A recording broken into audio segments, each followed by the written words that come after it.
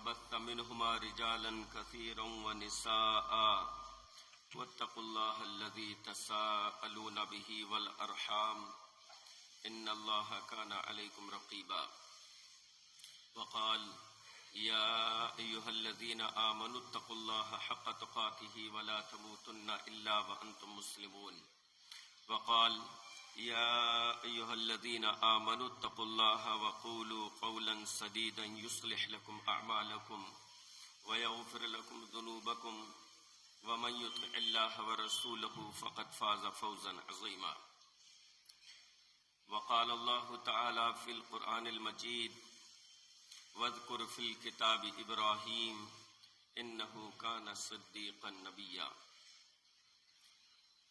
تمام قسم کی تعریفیں، کبریائی، بڑائی، حمد و ثنا، یکتائی، وحدانیت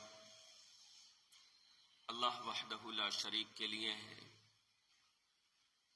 اور انگنت بے انتہا بے شمار درود و سلام نازل ہو سید المرسلین رحمت للعالمین جناب محمد الرسول اللہ صلی اللہ علیہ وسلم پر۔ اللہم صلی علی محمد وعلی آل محمد کما صلیت علی ابراہیم وعلی آل ابراہیم انک حمید مجید۔ اللہم بارک علی محمد وعلی آل محمد کما بارکت علی ابراہیم وعلی آل ابراہیم انک حمید مجید۔ محترم حضرات و خواتین، عید الاضحیٰ کی مناسبت سے حضرت ابراہیم علیہ السلام کی سیرت آپ حضرات کے سامنے بیان ہو رہی تھی، اور یہ گفتگو آپ کے سامنے آئی کہ اللہ رب العالمین موقع بموقع لوگوں کی رہنمائی کے لیے، لوگوں کو ایک الہ کی طرف لانے کے لیے، توحید کی طرف لانے کے لیے انبیاء اور رسل کو بھیجتا رہا، اور جتنے بھی نبی آئے، جتنے بھی رسول آئے، سب کی دعوت کا نقطہ آغاز یہ تھا کہ انہوں نے ایک اللہ کی طرف لوگوں کو بلایا، شرک کی دلدل سے ان کو نکالنے کی کوشش کی، اور برملا اس چیز کا اعلان کیا کہ اس کائنات میں عبادت کے لائق صرف اور صرف اللہ ہے، اور معبود صرف اور صرف وہی ہے، لہذا عبادت بھی صرف اور صرف اللہ کی ہونی چاہیے۔ باقی جتنی چیزیں ہیں اس کائنات میں، چاہے وہ ذی روح ہو، روح والی یعنی جن میں جان ہوتی ہے، یا غیر ذی روح ہو، جمادات ہو، نباتات ہو، پتھر ہو، پیڑ پودے ہو، یا سورج چاند ستارے ہو، حیوانات ہو، جتنی بھی چیزیں ہیں ساری کی ساری مخلوق کی حیثیت رکھتی ہیں، ان کی حیثیت مخلوق کی ہے۔ اللہ خالق ہے، پیدا کرنے والا ہے، اور باقی جتنی چیزیں ہیں وہ مخلوق کی حیثیت رکھتی ہیں، اور مخلوق کی عبادت نہیں کی جا سکتی۔ اللہ رب العالمین نے اس پوری کائنات کو انسان کے فائدے کے لیے پیدا فرمایا ہے، لہذا انسان ان چیزوں سے فائدہ اٹھائے گا اور اللہ رب العالمین کی شکر گزاری کرے گا، نہ کہ یہ کہ جس سے فائدہ اٹھائے وہ اسی کی عبادت کرنے لگے کہ بھئی اس سے مجھے دودھ مل رہا ہے لہٰذا اس کی عبادت شروع کر دیں، ہم اس سے گھی پنیر اور دودھ مل رہا ہے اس کی عبادت شروع کر دیں، یہ چیز کائنات کو روشن کر رہی ہے، دھوپ دے رہی ہے لہٰذا اس کی عبادت شروع کر دیں، فلاں درخت سے سایہ مل رہا ہے لہٰذا اس کی عبادت شروع کر دیں، نہیں، بلکہ یہ ساری چیزیں اللہ رب العالمین نے انسانوں کے فائدے کے لیے پیدا کی ہیں، تو انسان ان سے فائدہ اٹھائے گا اور شکر گزاری اور عبادت صرف اور صرف وہ اللہ کی کرے گا۔ لا تسجدوا للشمس ولا للقمر واسجدوا للہ الذی خلقہن۔ نہ تم سورج کی عبادت کرو، نہ تم چاند کی عبادت کرو، بلکہ تم اس ذات کی عبادت کرو جس نے ان کو پیدا کیا ہے۔ ابراہیم علیہ السلام بھی اس دنیا میں آئے اور ان کی بعثت کا مقصد بھی یہی تھا کہ وہ لوگوں کو ایک سچے الہ کی طرف، سچے معبود کی طرف بلائیں، اسی کی عبادت کی طرف لوگوں کو دعوت دیں۔ حضرت ابراہیم علیہ السلام نے، جیسا کہ آپ نے ملاحظہ کیا کہ حضرت ابراہیم علیہ السلام نے اپنے باپ کو توحید کی دعوت دی، بڑی شفقت سے پیش کی، بڑی نرمی سے، ملامیت سے اپنے باپ کو سمجھایا کہ یہ پتھر، یہ مورتیاں، یہ مجسمے جن کی تم عبادت کرتے ہو یہ نفع و نقصان کے مالک نہیں ہیں، یہ نہ سن سکتے ہیں، یہ نہ دیکھ سکتے ہیں، نہ یہ آپ کو کوئی فائدہ پہنچا سکتے ہیں، نہ یہ نقصان پہنچانے پر قادر ہیں کہ ان سے ڈرا جائے، ان سے خوف کھایا جائے۔ اپنے باپ کو سمجھایا، لیکن ان کے باپ کی سمجھ میں بات نہیں آئی اور باپ نے حضرت ابراہیم علیہ السلام کے ساتھ سختی کی، ان کو دھمکیاں دیں، ان کو گھر سے نکال دیا، ان کا بائیکاٹ کیا۔ ابراہیم علیہ السلام نے اپنی توحید کی دعوت کو جاری رکھا، گھر کو چھوڑ دیا، اپنے باپ کے گھر کو چھوڑ دیا اور اپنی توحید کی دعوت کو حضرت ابراہیم علیہ السلام نے جاری و ساری رکھا، کیونکہ نبی توحید کی دعوت دینے سے باز نہیں آ سکتا۔ اگر نبی کسی دھمکی سے ڈر کر یا کسی نقصان کے اندیشے سے خوف زدہ ہو کر یا لوگوں کے دباؤ میں آ کر اگر نبی توحید کی دعوت دینا چھوڑ دے تو اس کا مطلب یہ ہوا کہ اللہ رب العالمین کا انتخاب صحیح نہیں ہوا، کیونکہ نبیوں کا انتخاب اللہ نے فرمایا ہے کہ کس کو نبی بنانا ہے، کس کو رسول بنانا ہے۔ ان میں اس نے وہ کوالٹیز رکھی ہیں، وہ چیزیں رکھی ہیں کہ وہ نبی اور رسول کی حیثیت سے انسانوں کے درمیان رہ سکیں۔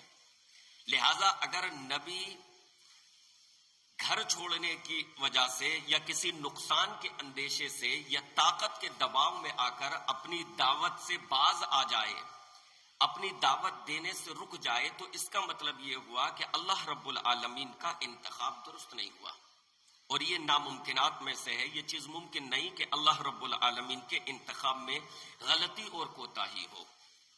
لہذا جب ابراہیم علیہ السلام کو یہ دھمکی ملی کہ لَأَرْجُمَنَّكَ وَاهْجُرْنِي مَلِيًّا، کہ ابراہیم تم مجھے میرے حال پر چھوڑ دو ورنہ میں تمہیں پتھروں سے مار مار کے تمہاری جان لے لوں گا، میں تمہیں رجم کر دوں گا، میں تمہیں ہلاک کر دوں گا۔ تو حضرت ابراہیم علیہ السلام نے اپنے گھر کو چھوڑ دیا، اپنے باپ کو چھوڑ دیا اور الگ ہو گئے۔ گھر تو چھوڑا لیکن دعوت توحید دینا حضرت ابراہیم علیہ السلام نے نہیں چھوڑا۔ اب حضرت ابراہیم کے سامنے میدان وسیع تھا، ابھی تک صرف اپنے باپ کو توحید کی دعوت دے رہے تھے، گھر سے آغاز کیا تھا، لیکن اب ابراہیم علیہ السلام کے سامنے پوری قوم تھی، ان کو سمجھانا تھا، ان کو سچے الہ کی دعوت دینی تھی۔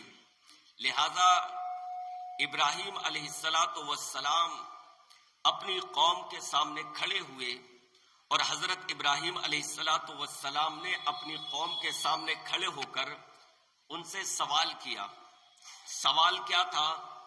ان کے ان معبودان باطلہ کے سلسلے میں، پتھر کی مورتیوں کے سلسلے میں، پتھر کے مجسموں کے سلسلے میں، کہ جن کے سامنے وہ جھکا کرتے تھے، جن کی وہ عبادت کیا کرتے تھے، جن کو وہ خدا تصور کیا کرتے تھے، جن کو وہ معبود مانا کرتے تھے، حضرت ابراہیم علیہ السلام نے ان سے سوال کیا، ما هذه التماثيل التي انتم لها عاکفون، ما هذه التماثيل التي، تماثیل یعنی جو شکلیں بنائی جاتی ہیں، جو مجسمے بنائے جاتے ہیں، اس کو تماثیل کہا جاتا ہے۔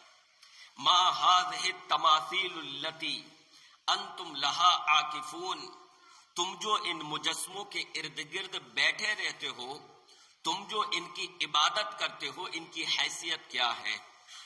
ان کی حیثیت کیا ہے؟ آپ کہہ سکتے ہیں کہ ان کی دلیل کیا ہے؟ ایک طرح سے حضرت ابراہیم علیہ السلام نے مانگی کہ ان کی خدائی کی دلیل کیا ہے؟ ان کو معبود کیوں مانتے ہو؟ ان کی عبادت کیوں کرتے ہو؟ ان کے پاس جمے ہوئے کیوں بیٹھے رہتے ہو؟ برکت کی نیت سے، تبرک کی نیت سے۔ ما هذه التماثيل التي انتم لها عاکفون، قوم والوں یہ بتاؤ کہ یہ مجسمے، یہ پتھر کی مورتیاں جن کو تم نے معبود کا درجہ دے رکھا ہے، جن کو تم خدا تسلیم کرتے ہو، جن کے نفع و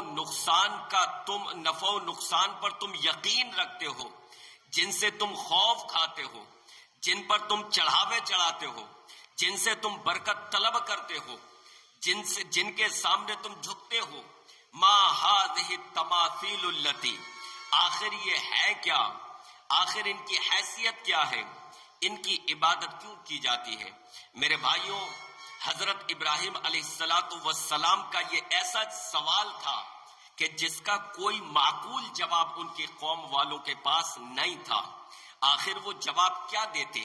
پتھر کے وہ مجسمے خدا تو تھے نہیں، پتھر کے وہ مجسمے نہ سن سکتے تھے، نہ وہ دیکھ سکتے تھے، نہ ان کے پاس ان کے معبود ہونے کی کوئی دلیل تھی، لہذا ان کی قوم والوں کے پاس کوئی معقول جواب نہیں تھا کہ وہ حضرت ابراہیم کو بتا سکیں کہ ہم فلاں دین پر ہیں، ہم فلاں مذہب پر ہیں، یا ہم ان کی عبادت اس وجہ سے کرتے ہیں، یا یہ نفع و نقصان کے مالک ہیں، یہ تم خود دیکھ لو۔ ان کے پاس ایسی کوئی چیز نہیں تھی، لہذا وہ جواب کیا دیتے؟ انہوں نے جواب یہ دیا، پھر ان کے پاس ایک ہی راستہ سوجھا نکلنے کا۔ ان کے پاس حضرت ابراہیم علیہ السلام کے سوال کا ایک ہی جواب آیا، اور کیا جواب تھا؟ وہ جواب یہ تھا، قالوا وجدنا آباءنا لها عابدین، ابراہیم ہم نے اپنے باپ دادا کو ان کی عبادت کرتے ہوئے ایسا ہی پایا ہے۔ کیا دلیل ہے؟ کیا دلیل ہے؟ دلیل باپ دادا، دلیل باپ دادا کا مذہب، باپ دادا کی روش، کہ ہم نے جب آنکھیں کھولی تو ہم نے پایا کہ ہمارے باپ دادا بھی ان پتھر کی مورتیوں کے سامنے جھکا کرتے تھے، وہ بھی ان کو خدا تسلیم کیا کرتے تھے، وہ بھی ان کی پوجا کیا کرتے تھے، لہذا ہم نے بھی شروع کر دی۔ اس کے علاوہ ہمارے پاس کوئی اور دلیل نہیں ہے۔ دلیل کیا ہے؟ دلیل ہے باپ دادا کا مذہب، باپ دادا کی روش۔ اور حضرات محترم باپ دادا کی روش یہ دلیل نہیں ہوا کرتی۔ کسی بھی معاملے میں باپ دادا کی روش اور باپ دادا کا راستہ یہ دلیل نہیں ہوا کرتا۔ دلیل کے لیے انسان کو کوئی مضبوط اور ٹھوس چیز پیش کرنی ہوگی، دلیل کے لیے رب العالمین کا فرمان پیش کرنا ہوگا، یا اس وقت کے کسی نبی کا فرمان یا ان کا عمل پیش کرنا ہوگا کہ ہمارے پاس یہ دلیل ہے۔ صرف یہ کہہ دینا کہ یہ چیز ہمارے باپ دادا کرتے چلے آئے، یہ چیز ہم نے اپنے باپ دادا کو کرتے ہوئے دیکھا، یہ کسی بات کی دلیل نہیں ہے۔ لہذا جب قوم والوں نے یہ کہا کہ ہم نے اپنے باپ دادا کو ایسا ہی کرتے ہوئے پایا ہے، تو حضرت ابراہیم علیہ السلام کے فتوے کے الفاظ کیا تھے یہ بھی سن لیں۔ حضرت ابراہیم علیہ السلام نے فرمایا قال لقد کنتم انتم وآباؤکم فی ضلال مبین. ابراہیم سمجھ گئے، ابراہیم نے بھاپ لیا کہ ان کے زعم کی بنیاد، ان کے یقین کی بنیاد جو ہے وہ باپ دادا کی باطل پیروی پر ٹکی ہوئی ہے. ان کے دماغوں میں یہ بیٹھا ہوا ہے کہ ہمارے باپ دادا غلط نہیں ہو سکتے. ان کے دماغوں میں یہ بیٹھا ہوا ہے کہ ہمارے باپ دادا اگر یہ کرتے چلے آئے ہیں تو یہ چیز بالکل درست ہے. لہذا حضرت ابراہیم علیہ السلام نے ان کے زعم کی، ان کے وہم کی، ان کے گمان کی اسی عمارت کو سب سے پہلے ڈھایا. ان کو چھوڑ نہیں دیا کہ انہوں نے اپنے باپ دادا کا نام لیا اور چھوڑ دیا ہو. ابراہیم علیہ السلام نے محسوس کیا کہ ان کے گمان کی ساری عمارت جو ٹکی ہوئی ہے وہ باپ دادا پر ٹکی ہوئی ہے. اور خواتین و حضرات، آج بھی کتنے عملوں پر لوگ باپ دادا ہی کو دلیل کے طور پر پیش کرتے ہیں. جب یہ مطالبہ کیا جائے کہ فلاں مہینے میں، فلاں تاریخوں میں آپ یہ کام کیوں کرتے ہیں، فلاں عمل کیوں کرتے ہیں، اس پر قرآن و حدیث سے کوئی دلیل نہیں ہے، لہٰذا آپ یہ کام کیوں کرتے ہیں. پیارے نبی علیہ السلام سے اس پر کوئی دلیل نہیں ہے، حضرات صحابہ اکرام سے اس پر کوئی دلیل نہیں ہے، قرآن و حدیث سے اس پر کوئی دلیل موجود نہیں ہے، لہٰذا آپ یہ کیوں کرتے ہیں. تو جواب یہ ملتا ہے کہ باپ دادا بھی ہمارے ایسے ہی کرتے چلے آئے. تم کل کے مفتی، تم کل کے نئے مفتی اور ان چیزوں کو غلط ٹھہرا رہے ہو، جبکہ ہمارے باپ دادا بھی ایسا ہی کرتے چلے آئے ہیں، ہمارے خاندان میں ایسا ہوتا چلا آیا ہے. اگر یہ غلط ہوتا تو ہمارے باپ دادا نہ کرتے. گویا کہ آج بھی قرآن و حدیث سے ہٹ کر جن لوگوں نے راہیں بنا رکھی ہیں، آج بھی جو لوگ باطل نظریات پر عمل کرتے ہیں، قرآن و حدیث سے غیر ثابت شدہ چیزوں پر عمل کرتے ہیں، ان کے وہم کی، ان کے زعم کی، ان کی خوش گمانی کی سب سے بڑی عمارت باپ دادا ہے کہ ہمارے باپ دادا ایسا کرتے چلے آئے. حضرات محترم، جیسا کہ میں نے عرض کیا، باپ دادا دلیل نہیں ہوا کرتے، لہٰذا کبھی بھی کسی بھی مسئلے میں، چاہے اس کا تعلق عقیدے سے ہو، چاہے اس کا تعلق مسئلے سے ہو، اس کا تعلق کسی بھی چیز سے ہو، کبھی بھی باپ دادا کو دلیل کے طور پر پیش نہیں کرنا چاہیے. یہ کوئی بات نہیں ہوئی کہ ہم فلاں مہینے میں تعزیہ اس لیے نکالتے ہیں کہ ہم نے دیکھا ہے ہمارے علاقے میں نکلتا چلا آ رہا ہے، فلاں مہینے میں حلوہ اس لیے بناتے ہیں کہ ہمارے باپ دادا بھی ایسے ہی بناتے تھے، فلاں مہینے میں شربت اس لیے پلاتے ہیں، باپ دادا ایسا ہی کرتے تھے، ہفتے میں فلاں دن ہم نیاز اس لیے لگاتے ہیں کہ ہم نے اپنے دادا جان کو بھی ایسا ہی کرتے ہوئے دیکھا تھا. یہ دلیل نہیں ہوا کرتا. کسی بھی مسئلے کے لیے دلیل تلاش کیجئے، دلیل کا مطالبہ کیجئے کہ ہم جو یہ عمل کر رہے ہیں آیا اس پر دلیل موجود ہے یا نہیں. اور دلیل نام ہے قرآن کا، دلیل نام ہے حدیث کا، دلیل نام ہے حضرات صحابہ اکرام کے عمل کا.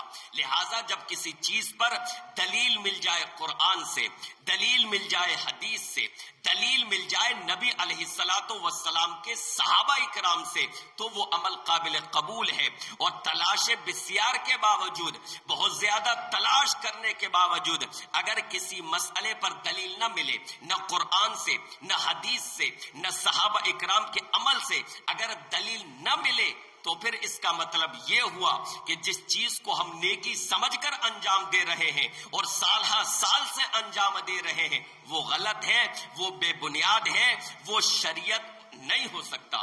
کیونکہ شریعت جو کچھ ہے وہ قرآن اور حدیث اور صحابہ اکرام کے عمل میں محدود ہے، اس سے باہر اسلام نہیں ہے. وہ یا تو قرآن میں ہوگا یا حدیث میں ہوگا یا صحابہ اکرام کے عمل سے ثابت ہوگا. اور صحابہ اکرام نے بھی وہی عمل کیا جو قرآن و حدیث سے ثابت ہے. تو آج بھی کتنے لوگ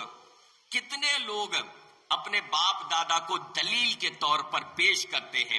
حضرت ابراہیم علیہ السلام نے دیکھا کہ ان کی خوش گمانی کی سب سے بڑی عمارت جو ہے وہ ان کے باپ دادا ہے، اس وجہ سے میرے سوال کے جواب میں انہوں نے جھٹ صرف یہی جواب دیا، قالوا وجدنا آباءنا لہا عابدین۔ لہذا ابراہیم علیہ السلام نے ان کے سامنے ان کے باپ دادا کے تعلق سے فتویٰ پیش کیا، ان کے اس گمان کو توڑا کہ باپ دادا کی عظمتوں کے بت جو تمہارے دماغوں میں رچے اور بسے ہوئے ہیں کہ باپ دادا غلط نہیں ہو سکتے، باپ دادا کی عظمت کے بت جنہوں نے تمہارے دلوں میں یہ خیال پیدا کر رکھا ہے کہ وہ غلط نہیں ہو سکتے، حضرت ابراہیم علیہ السلام نے ان کے اس اندر کے بت کو توڑا، اس پر وار کیا۔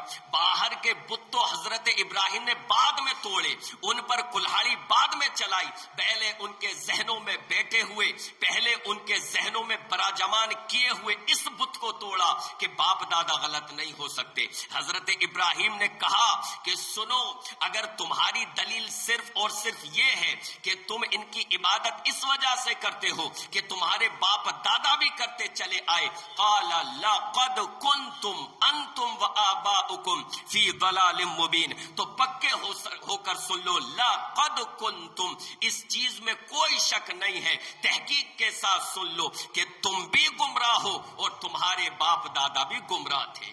حضرت ابراہیم نے ان کی خوش گمانی کی عمارت کو سیکنڈوں میں پاش کر دیا۔ ان کے دلوں میں جو یہ بت بیٹھا ہوا تھا، ان کے دماغ میں جو یہ بت بیٹھا ہوا تھا کہ باپ دادا غلط نہیں ہو سکتے، ایک جملے میں، ایک فتوے میں حضرت ابراہیم علیہ السلام نے ان کے دل و دماغ کے اس بت کو پاش کر دیا۔ قال لقد کنتم انتم وآباؤکم فی ضلال مبین، سن لو تم بھی گمراہ ہو ان بتوں کی عبادت کر کے، اور تمہارے باپ دادا بھی اگر عبادت کیا کرتے تھے تو وہ بھی گمراہ تھے، صرف گمراہ نہیں، ضلال مبین، کھلی ہوئی گمراہی، ایسی گمراہی جس کی گمراہیت میں شک ہے ہی نہیں۔ جو غیر اللہ کے سامنے جھکے، جو غیر اللہ کی عبادت کرے، جو پتھروں کی عبادت کرے، ان کے سامنے جھکے، ان کی گمراہی میں کیا شک ہو سکتا ہے؟ لہذا یہ ایسی گمراہی ہے کہ جو واضح ہے، جو کلیئر ہے۔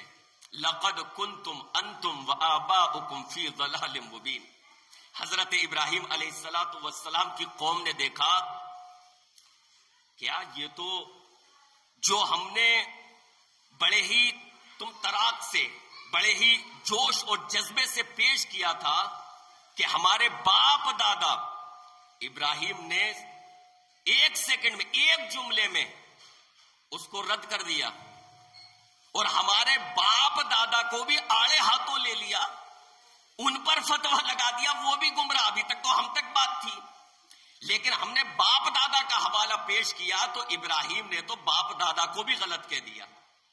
تو ان کی قوم والے کہنے لگے، کیونکہ انہیں یقین نہیں آ رہا تھا ایسا کیسے ہو سکتا ہے، ہمارے باپ دادا بھی غلط، یہ بت جو ہے نا ذہنوں میں، یہ بہت بڑا بت ہے، اور یہ ہوتا ہے لوگوں کے ذہنوں میں، یہ بہت بڑا بت ہے۔ اگر یہ بت نکل جائے انسان کے ذہن سے تو کتنے اختلافات ختم ہو جائے، کتنے اختلافات ختم ہو جائیں۔ لیکن یہ بت بیٹھا ہوا ہے کہ ہمارے باپ دادا غلط نہیں ہو سکتے، ہمارے مفتیان کرام غلط نہیں ہو سکتے، ہمارے علماء غلط نہیں ہو سکتے، ہمارا مسلک غلط نہیں ہو سکتا، ہمارے مولوی صاحب غلط نہیں ہو سکتے، ہمارے امام صاحب غلط نہیں ہو سکتے، ہمارے فقیہ صاحب غلط نہیں ہو سکتے۔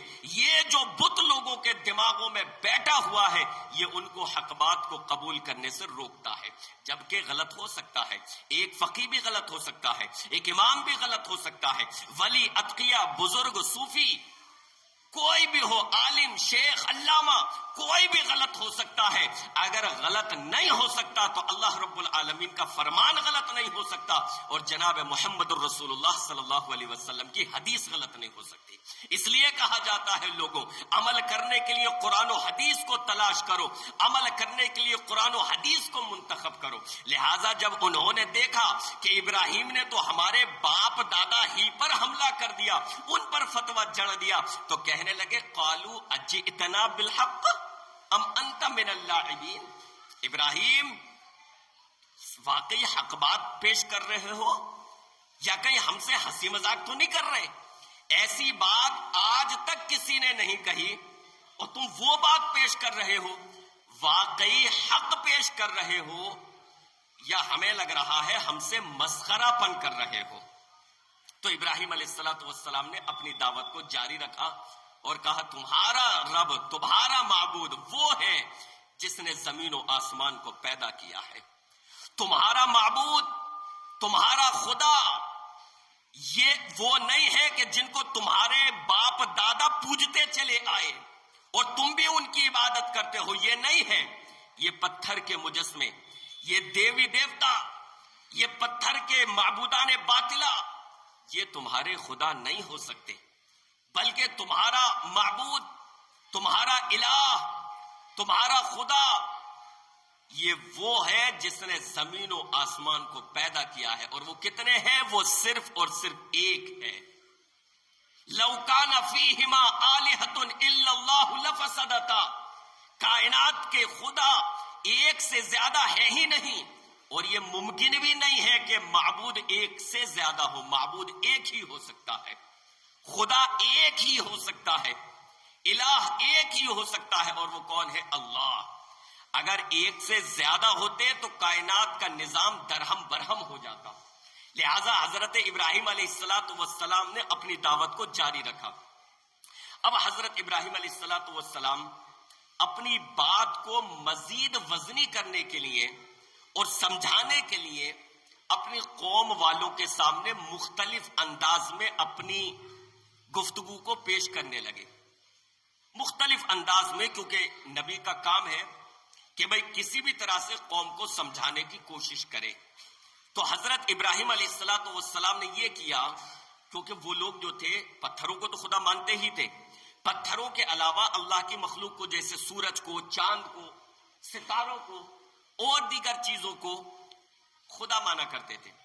تو ابراہیم علیہ السلام نے کہا جب چاند نکلا تو کہا، جب ستارے نکلے تو کہا یہ معبود ہیں میرے، یہ خدا ہو سکتے ہیں، ستارے یہ چمک رہے ہیں، یہ چمک رہے ہیں، اور بھی ان کے فوائد ہیں، ان سے راستہ پتہ چلتا ہے، بے شمار اس کے فوائد ہیں، انہوں نے سورج کو مزین کر رکھا، آسمان کو مزین کر رکھا، لہذا یہ میرا معبود ہے۔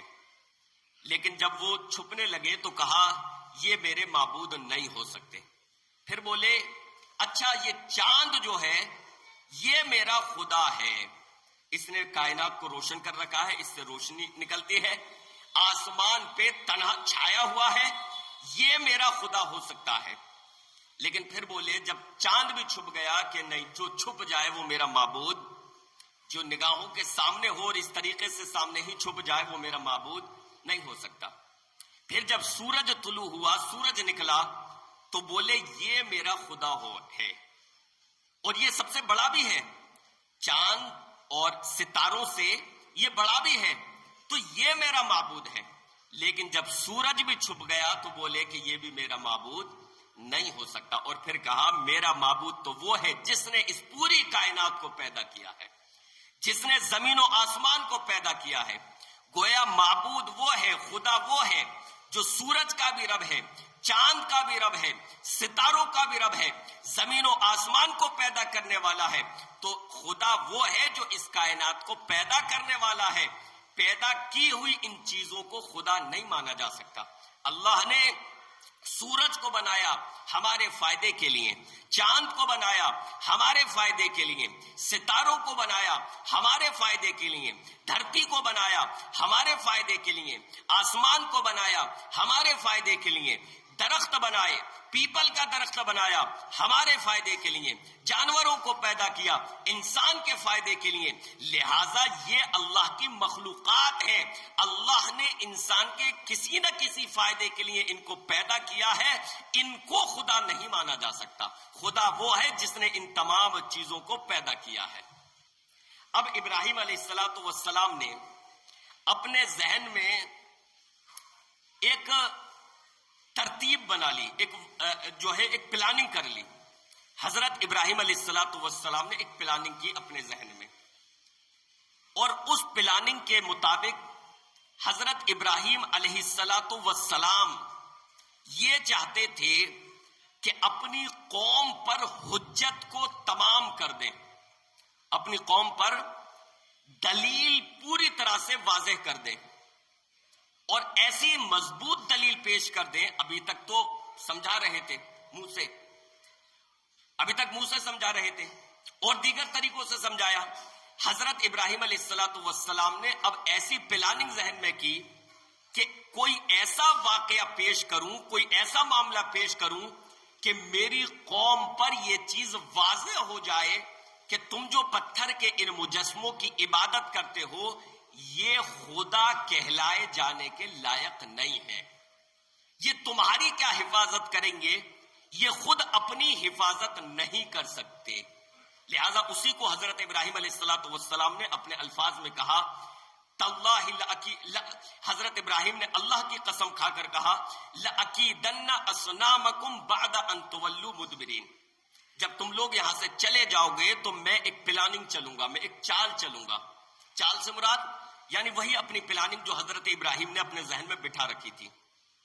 تو حضرت ابراہیم علیہ السلام کو موقع میسر آیا اور ان کی قوم والے وہاں سے سارے کے سارے ایک تہوار میں چلے گئے. کہا جاتا ہے کہ عید کا دن ان کے یہاں، عید سے مراد ایک تہوار کا دن ان کے یہاں آیا کرتا تھا. اس تہوار میں وہ لوگ جایا کرتے تھے، سارے کے سارے لوگ جمع ہو کر. لہذا وہ سارے کے سارے جو ہے اس تہوار میں، اس میلے میں جو تہوار کا ہوا کرتا تھا جانے لگے. اچھا، جاتے وقت انہوں نے حضرت ابراہیم سے بھی کہا بھائی چلو، تم بھی چلو، سب لوگ جا رہے ہیں تو تم بھی ہمارے ساتھ چلو. اب حضرت ابراہیم اگر چلے جاتے تو وہ جو پلاننگ حضرت ابراہیم نے اپنے ذہن میں بٹھا رکھی تھی اس پر عمل کیسے کرتے؟ حضرت ابراہیم کو اس پر عمل کرنا تھا تو حضرت ابراہیم نہیں جا سکتے تھے. تو حضرت ابراہیم نے بہانے سے کہا انا سقیم، میں، سقیم کے مطلب ہوتے ہیں بیمار، میں بیمار ہوں. اس کو یہ بھی کہا جا سکتا ہے کہ حضرت ابراہیم علیہ السلام نے حکمت کے تحت ایک جھوٹ بولا. یہ جھوٹ کا مطلب خلاف حقیقت، جو چیز حقیقت نہیں تھی، یعنی وہ بیمار نہیں تھے لیکن پھر بھی انہوں نے کہا تاکہ وہ ایک پلاننگ پر اپنی عمل کر سکیں اور اللہ کی طرف سے ان کے لیے یہ چیز معفو عنہ تھی، معافی تھی اس کی. یا یہ بھی بعض مفسرین نے یہ کہا کہ ان کا دل بیمار تھا. جب پوری قوم شرک میں مبتلا ہو، پوری قوم ایک اللہ کو چھوڑ کر پتھروں کی عبادت کر رہی ہو تو ایک نبی کو یہ کیسے برداشت ہو سکتا ہے؟ لہذا اس کا دل نڈھال رہے گا، اس کا دل اداس رہے گا. اسی کو حضرت ابراہیم علیہ السلام نے اس چیز سے تعبیر کیا کہ میں بیمار ہوں. اب ان کی قوم والے چلے گئے تو حضرت ابراہیم علیہ السلام نے موقع کی تلاش دیکھی اور پھر اس جگہ آئے کہ جہاں پر بہت سارے پتھر کے مجسمے تھے. وہاں پر حضرت ابراہیم علیہ السلام آئے کہ جہاں پر بہت سارے پتھر کے مجسمے تھے، جس کو کہہ لیجئے مورتیوں کا باڑا، مجسموں کا باڑا.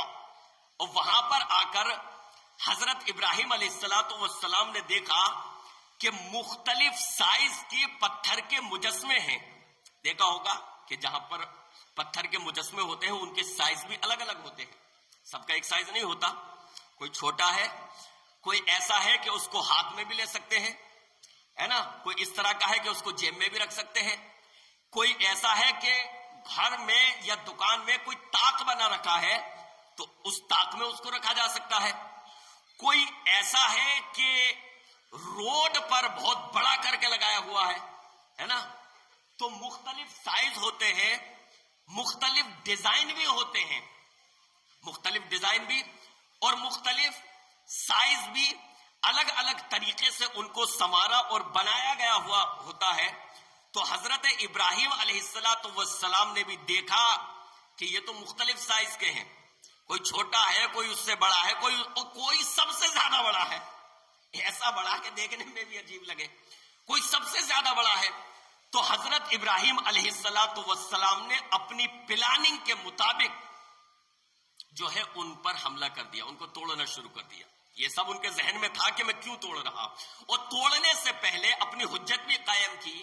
حضرت ابراہیم گئے, ان کے سامنے دیکھا کہ کھانے کی چیزیں رکھی ہوئی ہیں, چڑھاوے جو ان پر مٹھائیاں چڑھائی جاتی ہیں, جو کھیلے بتاشے اور پینے کی چیزیں ان پر پیش کی جاتی ہیں. حضرت ابراہیم نے کہا کہ بھائی کھاتے کیوں نہیں. معلوم تو تھا حضرت ابراہیم کو کہ یہ بول نہیں سکتے, لیکن ہوتا ہے نا کہ انسان اپنی چیز کو ثابت کرنے کے لیے تنہائی میں باتیں کرتا ہے, حجت تمام کرنے کے لیے. حضرت ابراہیم نے کہا کھاتے کیوں نہیں, یہ تمہارے سامنے کھانے کی چیزیں رکھی گئی ہیں, پیش کی گئی ہیں, انہیں کھاؤ, انہیں پیو.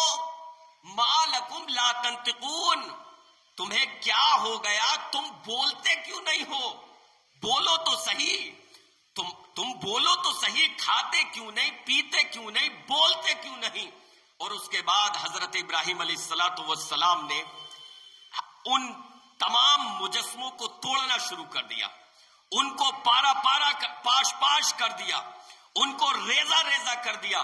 قرآن مجید کے الفاظ ہیں فَجَعَلَهُمْ جُذَاذًا إِلَّا كَبِيرًا لَهُمْ لَعَلَّهُمْ إِلَيْهِ يَرْجِعُونَ. حضرت ابراہیم علیہ السلام نے ان کو توڑ کر پاش پاش کر دیا, ان کے ہاتھ توڑ ڈالے, ان کی ٹانگیں توڑ ڈالی, ان کی کھوپڑیاں پھوڑ ڈالی, اور ان پتھروں کو واقعتاً پتھر بنا ڈالا, ان کو کھنڈرات میں تبدیل کر دیا, سوائے ایک کے ان سائز والوں میں جو سب سے بڑا سائز کا تھا.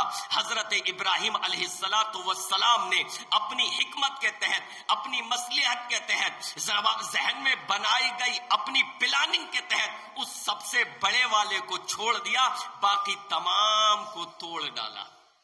اب آگے کیا ہوتا ہے انشاءاللہ العزیز یہیں سے جمعے میں بیان ہوگا کہ آگے پھر کیا ہوتا ہے. کام بڑا کر دیا انہوں نے, چھوٹا کام نہیں ہوا, یہ کام بڑا کر دیا, توڑ ڈالا. یہ معمولی چیز نہیں ہے. پوری قوم میں تنہا موحد ہے, تنہا موحد, باقی سب جو ہیں ان پتھروں کے عبادت کرنے والے ہیں. یہ معمولی کام نہیں کیا, بڑا کام کر دیا حضرت ابراہیم نے, ان کو توڑ ڈالا. تو آگے کیا ہوتا ہے, قوم اب واپس آتی ہے, لوگ واپس آتے ہیں, اور کیا ہوتا ہے انشاءاللہ العزیز اگلے ہفتے اللہ رب العالمین کے فضل و توفیق سے بیان کیا جائے گا. اللہ رب العالمین سے دعا ہے کہ رب العالمین ہمیں ان تمام چیزوں سے نصیحت اور عبرت حاصل کرنے کی توفیق عطا فرمائے. اللہ جب تک ہم زندہ رہیں توحید پر زندہ رہیں. اللہ ہمارے گھروں میں توحید کو قائم اور باقی رکھے. اللہ ہمارے بچوں میں توحید کو قائم اور باقی رکھے. اللہ ہماری نسلوں میں توحید کو باقی رکھے. اللہ توحید پر ہی ہمیں موت دے. آمین یا رب العالمین. وصلی اللہ تعالی علی رسول خیر خلقہ محمد وآلہ واصحابہ اجمعین برحمتک یا ارحم الراحمین.